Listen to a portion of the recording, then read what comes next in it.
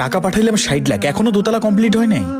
আব্বা, আব্বা, সুলতান, এই সুলতান। আরে কে সাত সকালে ডাকাডাকি শুরু করছে?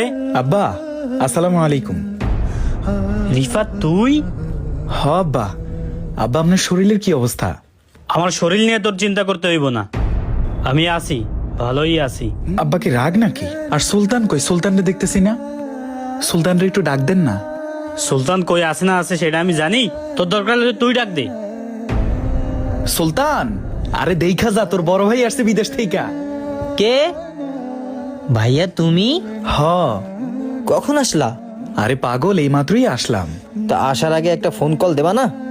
শুন, ভাবলাম এতদিন পরে দেশে আসতাছি, তোদেরকে একটু সারপ্রাইজ দেব, যার কারণে কাউকে না জানাই চলে আসলাম। সারপ্রাইজ? হ্যাঁ, সারপ্রাইজ। তোমার আসা না আসাতে আমাদের খুশি কি? না রে ভাই, আমি আসলেই তোদেরকে সারপ্রাইজ দেওয়ার জন্যই না বলে চলে আসছি। আচ্ছা ঠিক আছে, নেক্সট টাইম এয়ারপোর্টে গিয়ে আমাকে নিয়ে আসিস। এখন এখানে দাঁড়ায় দাঁড়ায় কথা বলবি?